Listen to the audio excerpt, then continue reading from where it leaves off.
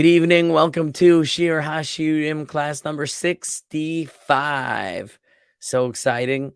Let's make a few announcements before we start. Announcement number one. This class is generously sponsored by Anonymous.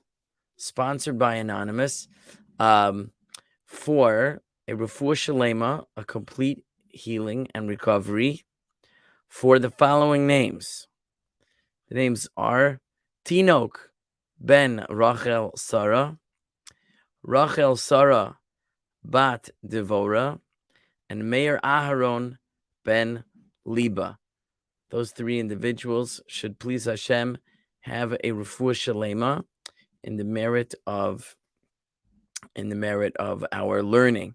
I want to welcome everyone who's live in the studio, and those of you out there who want to join live, drop me an email at rabbirafimallet@gmail.com and let me know you're interested in joining the live class. I will send you a link for the next class, God willing. Other announcements: those who would like to support this series can contribute at seattlekolel.com. There's a link in the description of this video. Those who would like to support me in other ways can shop at ArtScroll using my affiliate link, which is also in the description, artscroll.com/Rebbi Rafi, REBBI.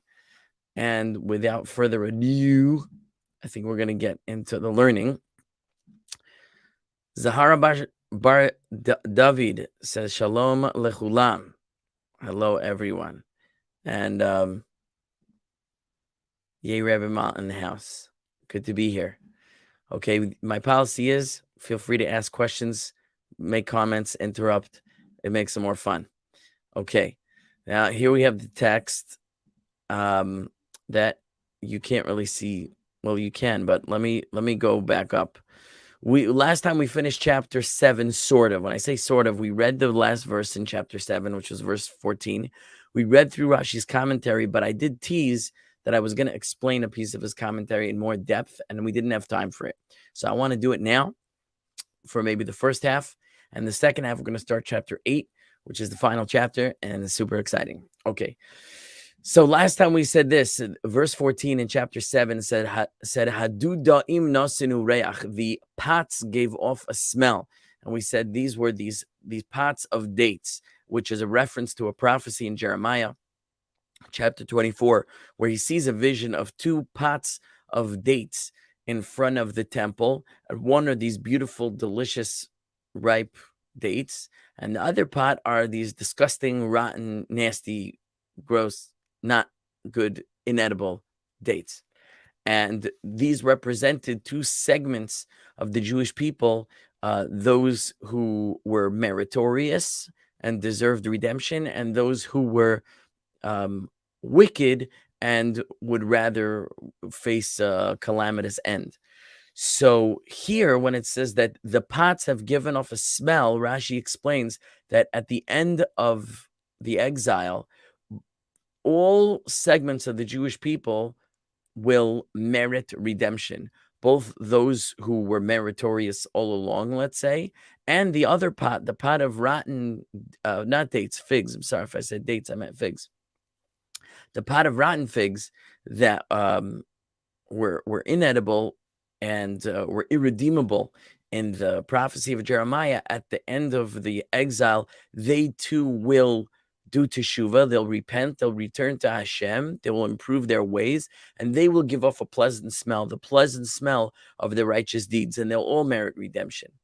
Ve'al pesachenu kol megadim, and upon our openings or our entrances, all kinds of sweet treats. So Rashi said that is a reference to the reward of our fulfillment of the commandments, which we will reap. And Chadashim gam yeshanim, old also new. Old also new, Rashi says, the fulfillment not only of the Torah commandments that were given to us by God, those are, so to speak, the old commandments, but also the new commandments. And what are the new commandments? The new commandments are those laws that were enacted by the rabbis. So we asked on there, by what authority can the rabbis, so to speak, add to the Torah, if you will? And why should God give reward for laws that were made by the rabbis? In other words, even if they have the authority to make laws, that's the jurisdiction of the rabbis. They'll punish and they'll reward, perhaps, if there's such a thing. But suddenly we're going to come calling to God and expect him to reward us in the future, in the redemption, for keeping rabbinic laws that he didn't even command us. So we said that was a mystery we were going to explore, and that's going to be hopefully tonight's topic for at least the first portion of the class. And at the end of the verse, it said, Dodi tzafanti lach, these things, God, I have hidden for you. And we talked about the dual meaning of the hidden service of God, which is not just the external service of the body in the performance of the commandments, but the internal service of having the proper intent in our heart and being sincere in our service of God, and also developing that private one-on-one relationship with God, which isn't on display, not showing off how frum we are. We go around displaying our religiosity to get some kind of a virtuous affirmation by people, but rather we, to a certain degree, conceal our righteousness, and we behave righteous in a private space with God, so that our relationship with him is sincere, is to serve God privately. So that was the meaning of that phrase of my love, I have hidden these things for you. Okay, so let's get into the issue which Rashi explains, that the new with the old. He says the new, that the scribes, that is the rabbis, chidshu, they created a new, from the word chadash, we said, which means new, that the rabbis created novel laws that did not pre-exist them, that they were not given with the Torah, so to speak, together with the old laws, shekosavta alai, which you wrote for me. You wrote laws in the Torah, I followed them, and also I followed the laws of the scribes, and somehow we are expecting reward for both these things. So I have over here footnote 33, and it's very, very long, and I have to be selective what I choose to share, but it's so rich that it's almost hard to ignore. Now, what I'm going to bring to you right away is a verse in the Proverbs, and this is almost a foreshadowing of what we're going to find in chapter 8, because it's connected. Okay, before I go ahead with this, are any questions or comments? Oh, my friend Jacob is here. Jacob, you want a link? You want to join us, Rebbe? I'm going to put in the chat a link, maybe if you want to join live. I put in the YouTube comments a link. Should be able to join live if you want to. Janice Hart is here. Shalom. A is here. Welcome. Okay. So let's go ahead. And again, interrupt anytime. Oh, the text is not on the screen again. Fooey.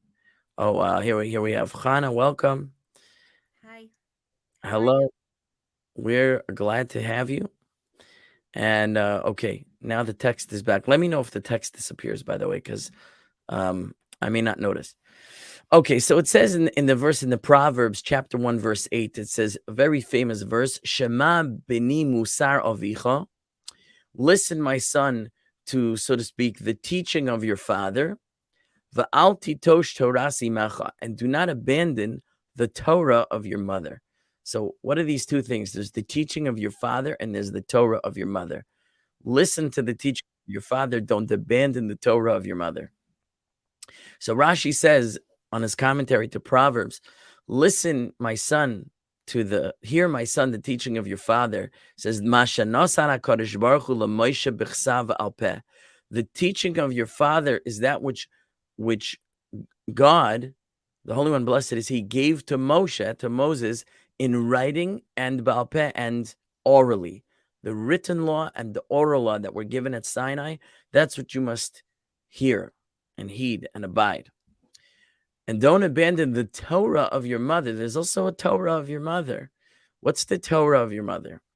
He says, Imcha means umascha, your nation, Knesset Yisrael, which is the congregation of Israel, and what is the Torah of the congregation of Israel? That somehow the mother, the congregation, the bride of God, as it were, at Sinai, is going to have their own laws. So Rashi says, "Vehem divrei sofrim." These are the words of the scribes, shechidshu, that they created anew, v'hosifu, and they added, v'asu syagim la Torah, and they made fences for the Torah. The laws of the rabbis are the fences that they created to protect the laws of the Torah. So that brings us to a Mishnah in Avos, the first Mishnah in Avos, which is very famous. And if there's any comments, oh, Jacob is here. Welcome. Great to have you. So excited you're here. Okay, amazing. Okay, so back to the text. It says in the very first Mishnah in Tractate Avos, it says, Moshe Kibel Torah mi Sinai.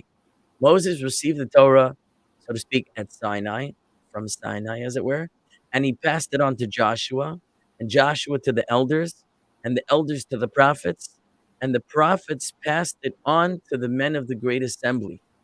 Now, the men of the great assembly, for those who don't know, when Ezra, HaSofer, Ezra the scribe, returns from Babylonia with the exiles and rebuilds together with Nehemiah, rebuilds Jerusalem and the temple, he convened a court of 120 sages and prophets, and they enacted new laws for the coming temple period. And these laws were meant to gird the children of Israel that they should be protected in such a way from breaking the laws of the Torah, in a way that shouldn't be a repetition of what came before. So it says, Hema Amru Shlosha Dvarim. These men of the great assembly, there were 120 prophets and sages, they said three things. One was, Heva Masunim Badin. You should deliberate in judgment. It says, don't jump too quickly to a verdict. You have to measure all the evidence and all the information. You have to deliberate. You have to think about everything and don't jump to conclusions. Hamidos Hamidim Harbe, you should raise up many disciples. Va'asu siag Torah, and you should make a fence for the Torah. So the concept of making a fence for the Torah, which Rashi mentions, is the meaning of Torah Simecha, the Torah of your mother, are the fences that the rabbis created. We're going to see what are these fences. So we look at the commentary of Maimonides to that Mishnah. Any questions, any comments? Always welcome. When we look at the commentary of Maimonides to the Mishnah, we see this. Make a fence for the Torah. This means, he says, Hagzeros, the decrees, Vahatakanos, and the enactments that will distance a man from sin. As God himself said in the Torah, in the book of Leviticus, chapter 18, verse 30, it says in the Torah, Ushmartem mishmarti, you shall safeguard my safeguards. Ushmartem, from the word shomer, to guard. You shall safeguard my safeguards, meaning the Torah is a safeguard for the Jewish people. And we're told to safeguard God's safeguard, so that we are enjoined to enact laws that protect us from sin. And these are the fences around the Torah. What does it mean? We'll see that the rabbinic laws were additional stringencies that the rabbis put upon the people to say, it's not sufficient, as we'll see, it's not sufficient to keep the bare law of the Torah, because if you dance on the precipice of sin, you're going to sometimes trip and fall, and you're going to end up abrogating God's law. Rather, you have to take a few steps back. So they created stringencies. If the Torah says don't do this, we say a few steps back already don't do. Famously, like the Torah forbids cooking meat and milk together or eating mixtures that are cooked together, but the rabbis forbade any mixtures of milk and meat, even if they're not cooked. Rashi Rashi gives a few examples. Trying to see where he writes it. Not Rashi.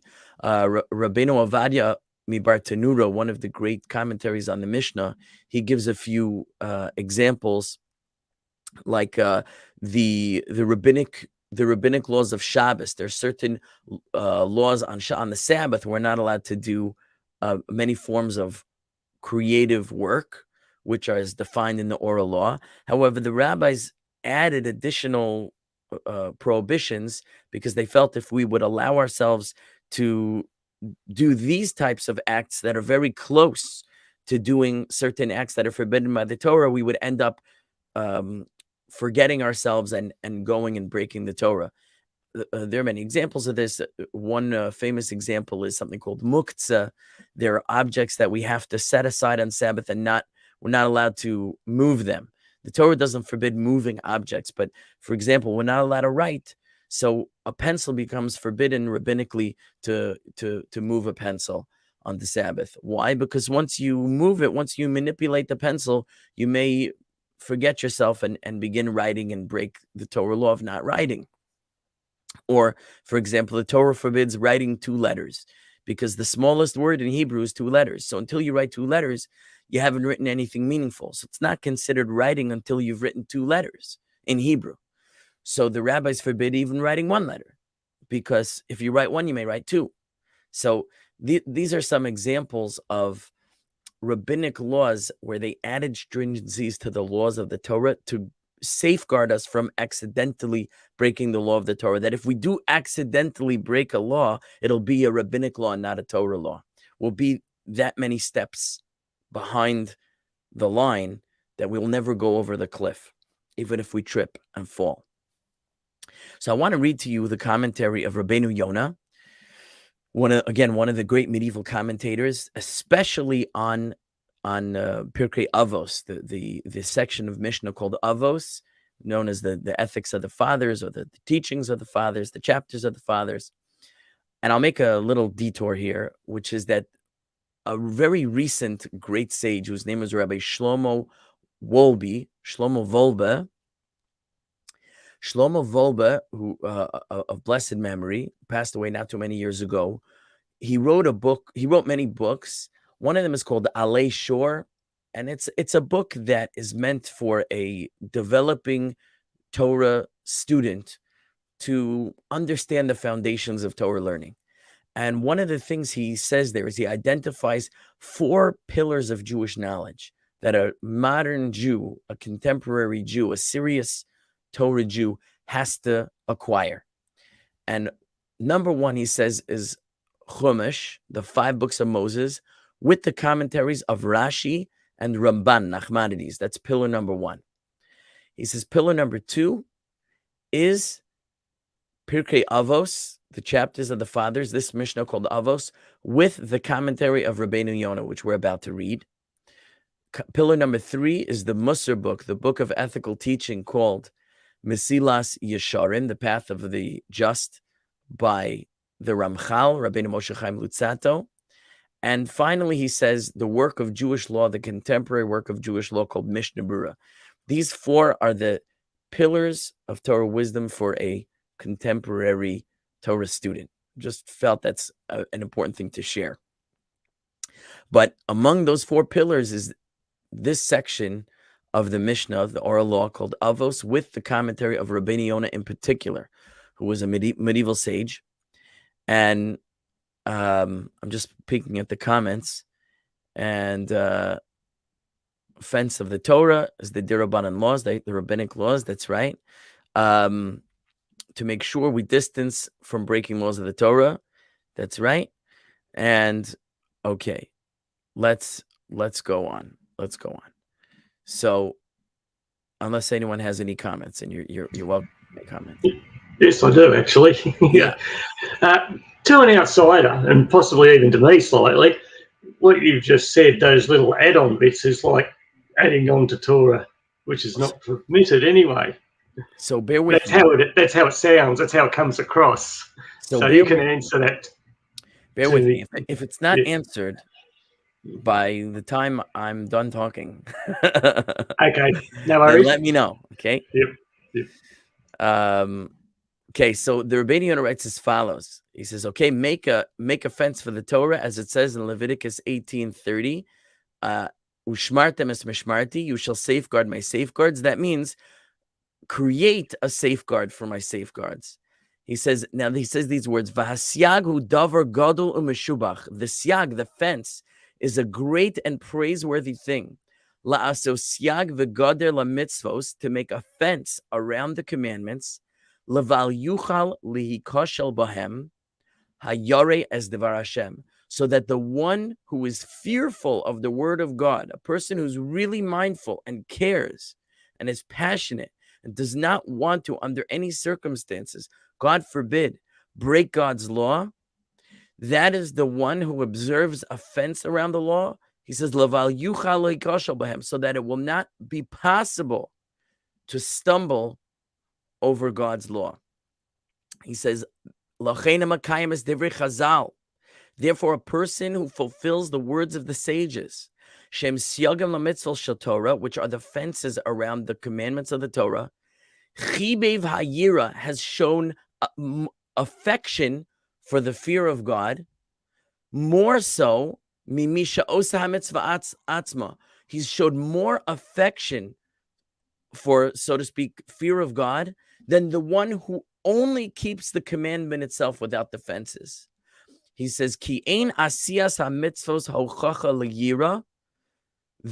Performing the commandments alone is not a proof, is not evidence that a person has fear of heaven, as much as kimo haShirim lasyagim, as much as the one who observes the fences, shehu nizar mitchila, because he already takes care prior to the other person. That he won't even come to the point where he may sin. He's showing much more care. He says, but the one who performs the commandment and does not fulfill the fence, Marilano, he shows us that even if it's good in his eyes to perform the commandment, he says the commandments are good, I perform them. Al yera be'enav im yifshaba, but it's not bad in his eyes to yifshaba, to, so to speak, to sin. In other words, he's fulfilling the command. So we see that the commandments are good to him, but we don't see an aversion to sin. Velifrot's peretz, he's not velifrot's peretz lo chosh mipnei hayira. He's not afraid of being poretz peret. Poretz peret means to create a breach. He's not afraid of a breach. He's not afraid of a breach. He doesn't have the proper fear, awe of God and of heaven and of the law. And then he quotes this verse in Ecclesiastes 10:8, which I want to explore as well, that it says, Uporetz geder yishchenu nachash. It says, one who creates a breach in the fence shall be bitten by a snake. Now, it's not for no reason that he quotes that verse. The one who will breach the fence will be bitten by a snake. He says, so this person who doesn't keep the rabbinic fences, he's not concerned about a breach. So he's giving a little warning. Such a person doesn't have the requisite fear of God and his commandments, and an ignominious end awaits such a person. Listen to this. The words of the sages of blessed memory, Yesodos, they are foundations, Ve'ilanos, and trees, it's an interesting word, Liyira Shamayim, trees for the fear of God. They're the foundation and the tree for the fear of God. Now, that's his phraseology, his idiom, but in other words, like a tree bears fruit.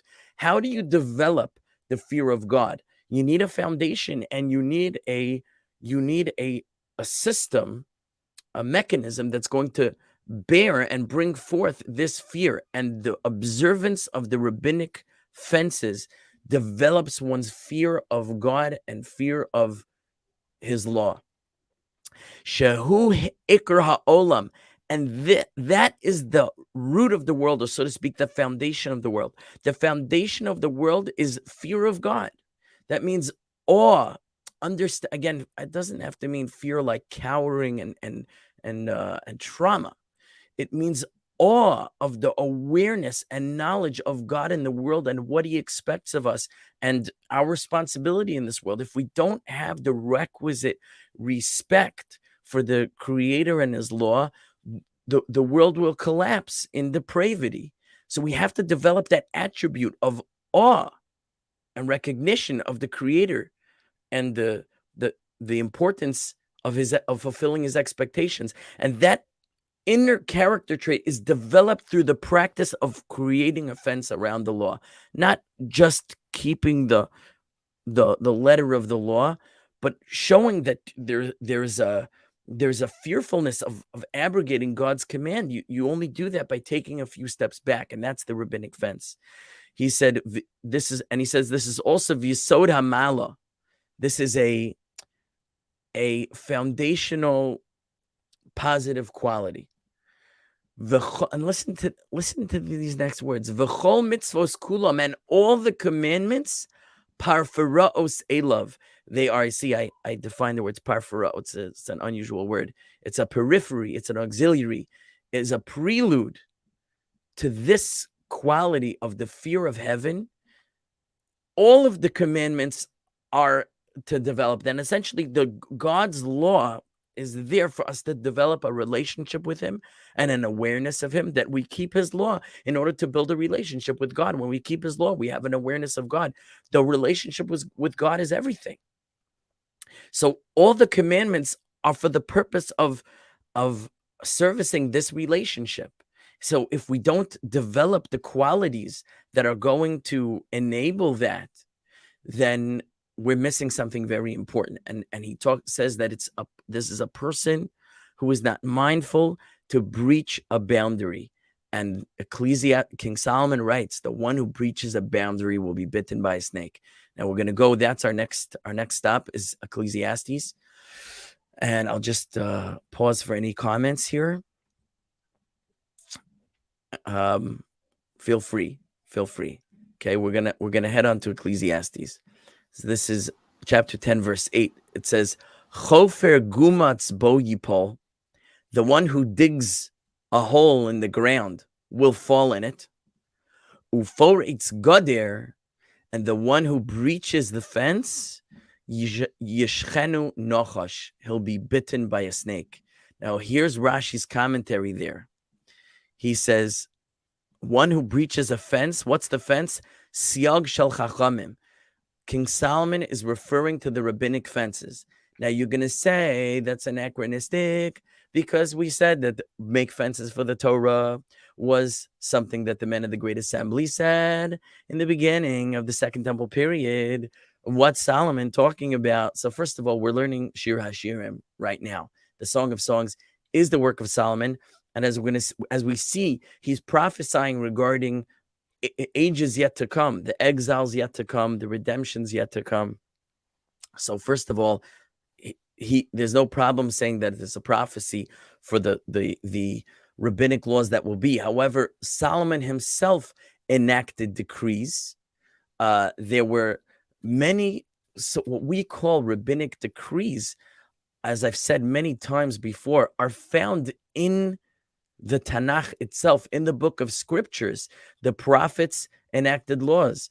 The prophets enacted holidays. We have the holiday of Purim, which is coming up in less than a month, which is found in the book of Esther, that was enacted by Esther and Mordechai and the Sanhedrin, which was comprised of sages and prophets in their time. That's an additional law that's not from the Torah, and they had the jurisdiction to make that law. We have fast days referenced in the book of Zechariah. Many fast days that are not found in the Torah, but were decreed by the sages and prophets of the time, which were necessary for those times, as we'll see. And Zechariah himself alludes to that the fasts will become festivals in the future. Now, what festivals will they become? Well, these are not festivals found in the Torah, but they will be enacted like Purim was a festival enacted by the sages, like Hanukkah was a festival enacted by the sages. There will be future festivals enacted by the sages, like has been always done. So, and our rabbis tell us that Solomon himself decreed the law of washing hands before eating bread, which we do till this day. That's a rabbinic enactment that dates back to the time of Solomon. He also enacted what we call the Eruvin, the laws of Eruvin. Eruvin are the laws of the Torah forbids carrying in a public place on Shabbos. There are some areas that are not considered public places according to the Torah, but the rabbis created a stringency that even in these shared territories that are not considered public domain, in shared areas, we may not carry by rabbinic decree. That's one of the fences, lest we come to then carry in a public thoroughfare. Within those laws, there are exceptions made when we create something called an Eruv, which whatever, we're not going to go into the laws of Eruvin right now, but it's a mechanism that allows carrying based on certain partnerships that are created among the people using the space so that it's considered a private domain. Really, from the Torah, it's permitted to carry there. By rabbinic decree, it's not. But in order to lessen that burden, the rabbis created the necessity to make what's called an Eruv for the purpose of carrying. But all those mechanisms is to remind us we're not allowed to carry in a public place. And that's the purpose of these laws. But that dates back to Solomon. So while the men of the Great Assembly enacted more new laws in their times, as the rabbis of each generation are enjoined to do, even Solomon in his time, even King David in his time, even Moshe in his time enacted rabbinic laws, like the requirement to read from the Torah publicly once in every 3 days. You cannot go 3 days without a public Torah reading. That's a law that dates to the time of Moses. It was enacted by Moses. It was, so to speak, a rabbinic decree. King David forbade marriages with certain segments of the population that were not forbidden by the Torah. We find even in Genesis, we find the patriarchs observing laws that would only be decreed rabbinically later in time and not be actually part of the Torah given at Sinai, but they would later become rabbinic decrees. So in a certain way, you could say even the rabbinic decrees even date from the time of the patriarchs. So there's a lot of precedent for these, so to speak. Again, it's wrong to call them extra biblical, meaning outside of the Bible. They're not outside of the Bible. They're the Torah itself enjoins us to make them, as we'll see further. And we find within the text of the Torah, prophets and writings, references to legislation that was created by the courts, that was new, and so to speak, in addition to what was given in the Torah. Rabbi? Yes. Is it okay if I ask a little hashkafic question here? Yeah. So, hashkafic means philosophical. So, what the rabbi is explaining about where we get siagim, where we get the rabbinic laws, is precisely where we, in fact, get from the Torah those rabbinic laws. Now, there are places where somebody who's less familiar with actual halacha and understanding Torah, like in Deuteronomy 17, it says, for example, you should do whatever they tell you, but that's we understand that to be that you should ask Chachamim about what the Torah itself is, and it's not where we get rabbinic enactments and stuff like that. So, yeah, okay. Is it bad to point to those texts and kind of use them? It's almost shaloka halacha, right? It's you're using them as a proof but that's not how we read those texts. I'm going to answer your question if you can be patient. Yes. I'm getting there. It's all on my my game plan tonight. It's on the itinerary. Okay? So I'll say to you what I said to Ronald. If I don't answer it by the time I'm done talking, remind me. Okay? Now A says, are the rabbinic decrees older than the Second Temple? So I think I just addressed that. And if you didn't hear me, rewind. Okay. So Poritz Geder, Rashi says, the one who breaches the fence, that means the fence of the sages. Lav or al devreim, transgressing their words. Yishchenu nachash, will be bitten by a snake. That means, says Rashi, misa bidei shamayim. The punishment for breaching the rabbinic laws is death at the hand of heaven. Not that the court doesn't deliver death for this, but a person incurs a heavenly death sentence for doing such a thing, and hopefully we'll substantiate this. Okay, fine. So that's what it means. He'll be bitten by a snake. Rashi says a parable, because since the parable here of Solomon is to speak in terms of breaching a fence. So what's the consequence of breaching a fence? He says when you have these fences made of rocks, they had these stone fences, and they would be cracked. So in the fissures, Rashi says, snakes would come and dwell in the fissures, and then a person who would be standing by would get bitten by the snake. So creating fissures in the stone fence invites snakes, invites the danger of death. And that's a parable, he says, to breaking the words of the rabbis invites a death at the hand of heaven. Now, I have to be selective how many of my sources I review now, because lack of time. Now, there is a Talmudic passage here, which we'll see sourced essentially everything we've said until now. They quote the verse in Song of Songs. They say, what does it mean, new and old? And it says, the words of Torah and the words of the sages, etc., etc. Okay, so here, so the Talmud says, it says it's like a story a little bit, but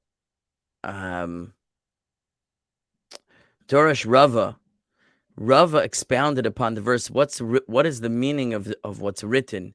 And again, this is in the book of Ecclesiastes in chapter 12, verse 12. It says, and more than these, my son, take heed, aso svaram harbe, to make many books, to make many books. It says, what does that mean? Bini, my son, be careful with the words of the scribes, bedivrei sofrim. Look what it says. It says, more than these, yoser mehema, more than these, Bini, my son, he zahir aso svarim harbe. Be careful to make many books. Svarim, sifarim are books. Sofirim are scribes, the makers of books. He says, be careful, my son, with the words of the sages more than the words of the Torah. More than the words of the Torah. Wow, now we're taking it to a whole new level. This is the Talmud speaking. It says, Shedivrei Torah yesh ben aseh velo saseh. The words of the Torah contain positive commands and negative commands. That means, another way of saying, there are some laws that are strict and there are some laws that are less strict. In other words, a positive command, if you fulfill them, you're rewarded. But if you don't fulfill it, there's no penalty, so to speak. When the Torah commands you, do this. So if you do it, there's a reward, but you're not sinning by not doing it, so to speak. Maybe you are, but it's not quite as severe as actually doing a forbidden act. And you have lo saseh, you have negative commands. The Torah says don't do. And among those, there are some that are capital crimes, and there are some that are merely, let's say, corporal punishment. So you have gradations. You have gradations of the law within the word of the Torah. V'divrei sofrim, however, when it comes to the words of the sages, kol over al divrei sofrim chayav misa. Anyone who transgresses the words of the scribes is liable to the death penalty. right? Okay. Now I'm gonna move on from there. Here. So the Rashi comments over there. The words of the sages, he says, Chadoshim, the new words, right? That's based on the Talmud analyzing our verse that talks about Chadoshim. The new with the old. That's our verse. The Talmud's analyzing and it says the new is the words of the sages. So that's what Rashi says here. They're new. Dor vador. Listen to the words of Rashi. They were created anew in each generation. This was not a one-time thing. The men of the Great Assembly, they came along, they said, let's make a fence, and that was it. Every generation has enacted laws, ligdor geder, to create a fence, usiag. A geder and a siag, these are two different words for a fence. To make a fence, to create a boundary in each generation according to the need, as we'll see. He says, okay. Okay.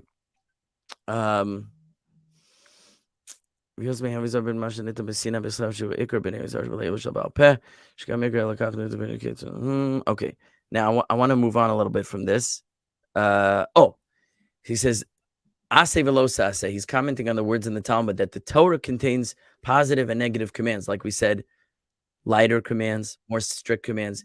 Yesh bahen she'ein bahem chiyuv misa, says Rashi. There are some commandments that don't incur the death penalty in the Torah. Aval divrei sof mechayev misa. But the words of the sages incur a death penalty. Al kulan, for all of them, kedichsiv, as it's written. And here Rashi quotes the verse in Ecclesiastes.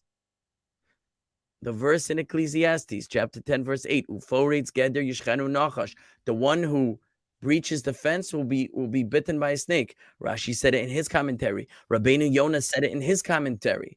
Everyone agrees to this. This is the one who breaches the fence. The fence is the rabbinic laws. Will be bitten by a snake. He'll suffer death at the hands of heaven. Okay. Now here's the section from Ecclesiastes, not chapter 10, but chapter 12, where he quoted, says, Divrei chachamim kedarvoin. In other words, here he talks about the words of the sages. Divrei chachamim kedarvonos. The words of the sages are like cattle prods. Darvonos. So this is Solomon speaking. The words in chapter 12, verse 11 of 11 through 13 of Ecclesiastes, he says, the words of the sages are like cattle prods, uchmas meros netuim, and they're like nails that are planted firmly. They're banged firmly in. Bale asupos, nails that have rounded heads. Bale asupos, that's from the word asof in Hebrew, to gather. Like the head of the nail is enlarged over the body. We have nails like that, right? So they're called bale asupos, nails that have enlarged heads, right? Because from the word gathering, like the material is conglomerated at the top of the nail, makes a larger end. Nitnu meroa echad, they were given from a single shepherd. Oh, what do you mean? The words of the sages were given from a single shepherd? What are you talking about? That's a contradiction within itself, right? So he says, right, more than these, my son, be careful, make many books. Okay. So there on that verse, Rashi again says the words of the sages, they made a fence for the Torah with their decrees to distance a person from sin. He gives some examples. Okay. He says they're like cattle prods, just like the cattle prod keeps the cattle, the cow, on the straight path to plow in straight rows in the field. The words of the sages keep a man on the path of life. Like Rabbeinu Yonah said, it keeps a person from going astray on the guidelines that the sages put in place. And they're like firmly planted nails. He says, just like the nails firmly planted, so too are the words of the sages firmly planted. He says, they're given from one shepherd. They're given from a single shepherd. Kol divreim divrei Elokim chaim. All the words of the sages are the words of God. What? They're given from a single shepherd. the words of the sages are also from God. Now, again, look where we're going. We're coming back to a verse that says at the end, we're going to come to God and we're going to reap the rewards for the old and the new. We said for the rabbinic decrees also, we're going to expect God to pay us reward for the rabbinic decrees. We said, why should that be? So here Rashi tells us that the rabbinic decrees are also originate from God. Now, that seems almost impossible to say, but we're going to explain it. Right? Fine, dilly. There's lots and lots here. Okay. I have to be a little bit selective. It's very beautiful, the words of Rashi, but I can't say everything. Okay. I'll skip this story here. I highlighted something. Whatever. This is whatever that you see the source for Rashi's comments in this Medrash and Avos of Nassan. That be that as it may. Okay. Okay. This is a beautiful Medrash Tanchuma in Parshas Naso, number 29. Okay, I'm going to pause to see if there are any comments. Okay. People who, I don't know if you got knocked out of the stream, I put you back in, but again, feel free to contribute. So this mention Chuma says like this: Lo yomar adam, let a man not say, Eini Makayim mitzvos zakenim, I shall not fulfill the commandments of the elders. Hoil ve'enam in the Torah, because they're not from the Torah. I'm not going to listen to the words of the rabbis, the words of the elders, which are the sages. Amar lahem HaKadosh Baruch Hu says to the Holy One, blessed be He, said to them, Banai, my sons, einatam rashoim lomar kach. You are not permitted to say this. Ela kol ma shegozer aleichem. Everything that they decree upon you. Tiyu makaimen. You must fulfill. Shenemar, as it says, ready, Jacob, in Deuteronomy chapter 17, verses 10, 11. Va'asisa al pi haTorah asher yorucha. You shall do according to the Torah that they will instruct you. You shall act according to the Torah that they will instruct you. It's talking about the court, the judges. Lama, it says, why? Sha'al afal devreim ani maskim. He says, why? Because sha'afal devreim ani maskim, because I agreed to their words. I ratified their words. I gave them the authority in the book of Deuteronomy, and I stand behind their words. Shenemar, as it says in the book of Job, chapter 22, verse 28, Vatigzar omer vayakam lach. You will decree a saying, vayakam lach, and it will be upheld for you, or it will stand for you. The God says, your decrees will stand. Your decrees will stand. You can make a decree and it should be upheld. So now, okay.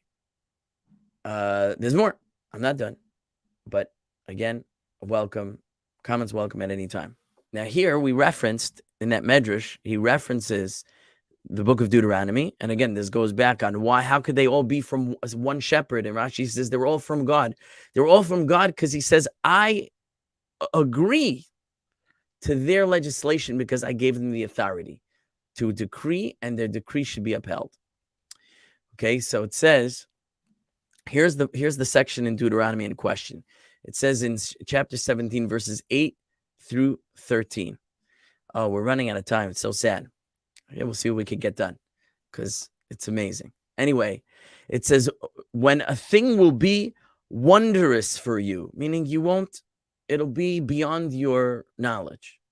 La mishpat, a matter of law. Bein dam la dam, between blood and blood, meaning there's forbidden blood and there's permitted blood. Which one is forbidden? Which one is permitted? You have to know the law. If you don't know, and we'll see what'll happen. Bein dim la din, between one law, this means civil law between man and his fellow man, not ritual law, and din ladin, between this law and that law. Benega lanaga, the law of afflictions, right? There are certain skin afflictions that a person has to go into quarantine for, certain ones not, the leprosy, etc. Taras. So which spots are problematic, which spots are not problematic? You may not know. Divrei rivos b'sha'arecha, there may be matters of quarreling in your gates, meaning among the people of your cities. There's going to be people fighting over stuff, and they need an arbitrator. You shall get up and you shall ascend to the place that God, Hashem, your God, will choose. Verse 9, and you will come to the priests, the Levites, because priests are from the tribe of Levi. The Levite priests, this is what it means. And to the judge, meaning even if he's not a priest. That will be in those days. That will be in those days. Whichever generation it might be.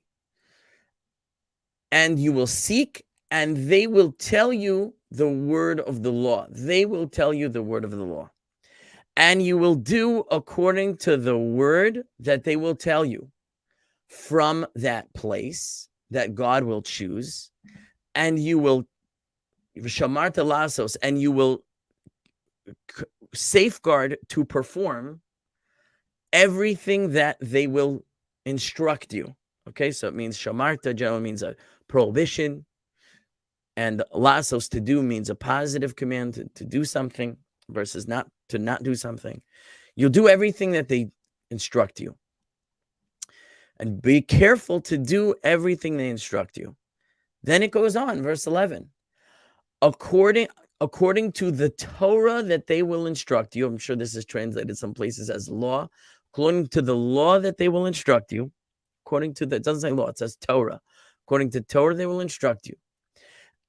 And the law that they will say to you, you shall do. Do not turn aside from the word they will tell you, right or left. This seems like a lot of extraneous words. It seems like a lot of extraneous words. It says, they will tell you the law. You will do according to the law they will tell you. You should be careful to do everything that they will instruct you. You shall do according to the Torah that they will instruct you, and the law that they will say to you. You shall not turn from that which they tell you left or right. There's a lot of words here. Does this all mean the same thing? Or are these phrases references to different types of instruction given by the judges?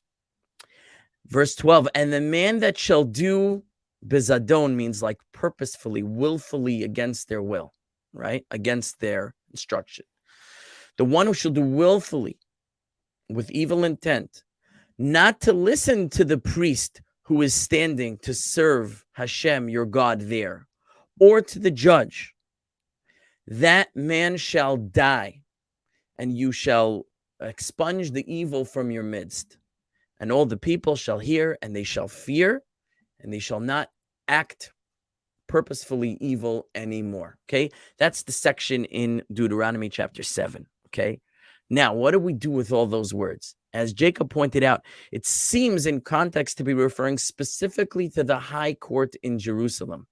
However, you have to understand that there's a broader context. There were many courts, as we know. Just from reading Parshas Yisro, recently we had Jethro says to Moses, who's judging all the cases, he says, you can't do it this way. We have to have higher and lower courts. Every small group of people will have a judge. And when that judge doesn't know, they go to a judge that's higher, who is more expert, and he presides over a larger group. And if he doesn't know, we go higher and higher till we get to you, so to speak, Moses, who was ultimately the deciding vote of 71 on the court of 70 sages, known as the Sanhedrin, the Beis Din Hagadol, the high court.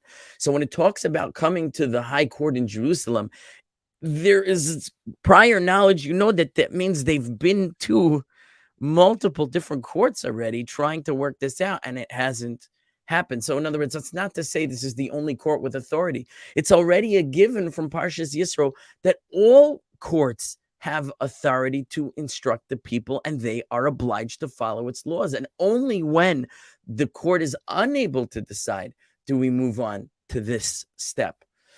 Now, again, it says the place God will choose seems like Jerusalem. We know there were courts in other places that also have authority. It has to be taken into consideration when we read these verses. It also says the priests or the judge that will be in those days. That means it depends on the generation. Not in every generation is there going to be a court in the temple. So in those times, a person has to follow the court of his days. Now, granted, in other words, after the temple, which is that's it, lawlessness prevails. We don't have courts anymore. That's preposterous. So it's talking about under ideal conditions, but we understand that there are other courts that are simultaneously in existence with this. And in the absence of this court, those are the courts we're going to go to. Now, furthermore, while it's true in halacha, as we'll see, that the death penalty was not even, again, what's crazy here is, listen to what the Torah is saying. It's saying that for not listening to the judgment of the court, a person will die. Well, what if the judgment of the court was on kosher or not kosher? Is the chicken kosher? Is the chicken not kosher? Is the cow kosher? Is the cow not kosher? Even if I ate a treifa cow, a non-kosher cow, knowing it was not kosher, and I had 2 witnesses warning me, that's not kosher, do not eat it, do not eat it. This transgression carries the penalty of lashes in court. And I go, I don't care, I'm doing it anyway. And I eat non-kosher meat in front of witnesses, and they drag me to court and say, he didn't keep the Torah law, and we warned him and everything. The worst they could do to such a person is corporal punishment. They could administer lashes. They can't kill a person for that. And here it's saying, if I don't know that it's kosher or not, and we go to the court in Jerusalem, the Sanhedrin, and they paskin, they rule, this is not kosher. And I go, death. What? For the Torah doesn't, but he went against the court. He went against the pronouncement of the sages. You see in these verses that the Torah is imbuing the sages with an authority above the laws of the Torah. And I'm not saying they can counteract the laws of the Torah, but everything we've been saying until now, the Torah has some laws that are light and some laws that are strict, but the words of the rabbis are all punished with death, meaning the Torah authorizes the court to put to death a person who won't listen to them. And that said, by the way, that's not even the halacha. The halacha that it's talking about here is if in one of the other courts, they don't accept the law that was pronounced in the Sanhedrin, the high court in Jerusalem, and they rule in the lower court against the higher court. The judge who makes such a ruling is called Zakein Mamre in halacha. He's called a rebellious elder, a rebellious sage, that he's rebelling against the court that has authority over him. He is put to death, not the person who breaks the law. But that said, you see from the simple reading of the words that there is a death sentence that is pronounced on a person who denies the ruling of the court. Therefore, as we'll see the halacha, as far as capital punishment in court, it's only the case that I told you. It's for Zakein Mamre. It's for the rebellious elder. But a person who would willingly go against the pronouncement of the sages is denying verses that tell us that the sages have the authority that incurs a death penalty. So while we don't punish him in court, he brings it upon himself. We understand from it that such a person is deserving of death, and he brings it upon himself, so to speak, from heaven. This is actually the source for that, as we shall see. I'm front loading you for what we're going to see in the code of law written by Maimonides in the laws of Mamrim. That means rebels. Again, this is the law regarding rebellious sages. So his introduction in chapter 1, law number 1 and 2, is to lay out the authority of the court according to the Torah. And he's going to flesh out all these verses, which we're about to see. This is what he says. I know it's past the hour. Please bear with me. He says, the high court in Jerusalem, listen to these words, based in Agadol Sheb'Yerushalayim, the high court in Jerusalem, Heim Iker Torah Sheba'al Peh. They are the foundation of the oral law, meaning we have, again, just to review the concept of the oral law, the laws written in the Torah are not They don't stand alone. They cannot stand alone. It's impossible to observe the Torah according to the straightforward reading of the written law. There aren't enough details to follow the law. And the truth is, the law is way too difficult to follow according to its strict reading. Rather, there is a body of information that contextualizes these verses and explains them, if you will, in such a way that makes them possible and practical to follow. That's known as the oral law.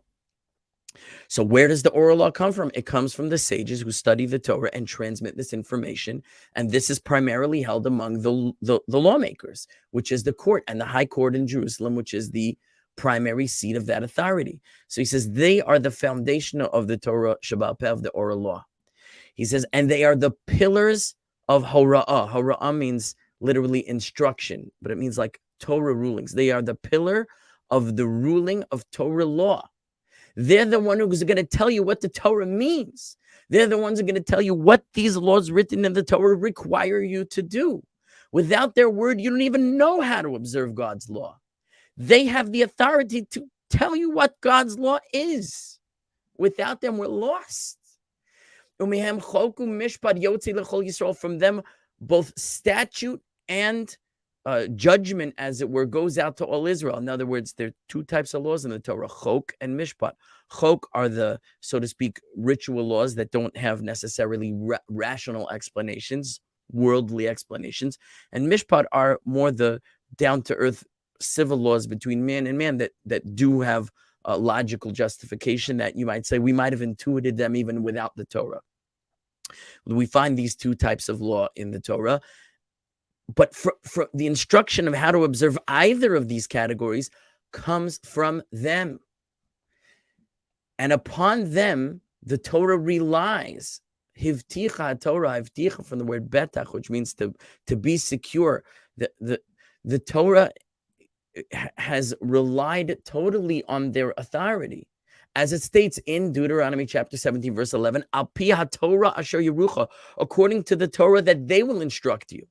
You don't go and open the book and read it and say, now I know what to do. That's not sufficient. The Torah says, Al pi haTorah asher yerucha, the Torah that you will follow will be according to their teaching. It's written openly in the book. Zo mitzvahs aseh, this is a positive command to heed the instruction of the sages. And any person who believes in Moses and his Torah is obligated lismoch maseh hadas, to put his act of religious observance, lismoch, to lean it alehem, to lean it upon them. How do I act religiously? How do I fulfill the law of this religion? I have to lean and rely on the sages to know this matter. To lean and rely upon them. Okay, that's law number one. Law number two, anyone who does not act according to their instruction has transgressed a negative commandment, as it says in Deuteronomy chapter 17, verse 11. Do not turn aside mikol hadavar asher yagidu lecha, from anything that they tell you, yamin or small, left or right, from anything that they tell you, anything they instruct you, you cannot turn left or right. You shall not turn. Now, again, we see rabbinic enactments within the Tanakh. This is not a thing that the courts were not authorized to do. And it tells you anything they instruct you, anything they tell you, you may not turn aside from it. There is authority here for them to enforce, for us to not turn aside from their rulings. Okay, and we if you think that's not specific enough, there's more. He said, whether these are things that shalamdu osan mipi shmua, that means that they learned from hearing, whether it's a matter of oral tradition, v'hem Torah Sheba'al Peh, that is the oral law. They say, this is the law because this is what we were taught by the previous generation of what to do. You must follow that. You can't say, well, it's not in the book. Nope. Invalid. Whether it's things that they extrapolated themselves from the verses of the Torah using one of the midos, one of the measures through which the Torah is expounded. Meaning, in addition to oral traditions of laws that were passed down, there is what we call hermeneutical principles. There are principles of interpretation of the text, which are also part of the oral tradition. And using those principles of interpretation, we can derive laws that were not observed before, as long as we follow the rules of interpretation that are within the tradition. So whether these were traditions passed down or these are new laws extrapolated based on a traditional system of interpretation, and it is agreed upon by the sages of that generation that this is the correct interpretation of the verses, it's binding. It's binding. Now, until now, we're only dealing with laws of the Torah, laws that are explanations of the text, derived from the text, fine. But not, now he goes further. Not only that, but also ve'echad dvarim she'asom siag la Torah, and it also includes that the things the sages made as fences for the Torah. Listen to these words: ulufi ma she'ashar tzricha, according to the need of the time. Don't be a doofus. In every generation, there are new challenges. There are new needs. There are pitfalls that the previous generation didn't face. There are challenges that the previous generation didn't face. There are things that were easy before, and now they're hard. And people are stumbling and falling and failing in the observance of the law. And the rabbis say, there's a pirza here. There's a breach, and it needs to be fixed. We have to enact legislation to protect the observance of the Torah. Every generation is going to have unique challenges that need someone to stand up to the challenge and create some type of legislation to save the day. It's obvious that the authority is given to the courts to do this. So he says, according to the needs of the time, whatever they legislate for the needs of, and again, I demonstrated to you, this is throughout the Tanakh. We see this principle followed of the enactments according to the generation. These are the decrees and the enactments and the customs. Each and every one of these three things, again, oral traditions, extrapolations based on hermeneutical strategies, and rabbinic decrees that are fences, that are included in the Torah's command to heed the words of the sages. And a person who transgresses any of them has transgressed a negative prohibition, as it says. And here he breaks it down. According to the Torah that they have taught you, that those are the enactments and the decrees and the customs that they will teach the people in order to strengthen the observance of the faith, ulasakina olam, and to rectify the world. And when it says the matter of the law, al hamishpat asher yomru, the law that they will say, these are the laws that they extrapolate from the Torah using the hermeneutical principles. And when it says from all the things that they shall tell you, those are the oral traditions. And that brings us to the end of my itinerary for demonstrating the authority from the Torah itself for the rabbinic laws, why these emerge from a single shepherd, which is God himself, and why this verse says that that when, so to speak, the redemption comes, we will receive the reward chadashim gam yashanim, for new and old, both for the rabbinic laws and the written laws of the Torah, because they are all required by God to be followed. Therefore, we are rewarded for keeping both of them. Okay, I have to pause here. It's very late. I'm sorry for taking so much of your time. If you have questions, email me, rabbirafimallet@gmail.com, but it's 9:12 and I've got to run. I hope, so God willing, next week, chapter 8. I hope this was interesting, edifying, eye-opening. It was for me. So everybody have a super wonderful, great week. You too. Thank you. Bye. Thank you. Thank you, Rabbi. Wait, did I answer your question, Ronald and Jacob? Did I answer your question? Oh, very much so. Yes. Yeah. And it all Okay. makes sense. Okay, great. Great. Really, there's one more question I didn't answer, but we'll deal with it another time. Did you see Okay. the question in Thank you. private chat? Well, I gotta run, so we'll call it a night. Yeah. Bye-bye.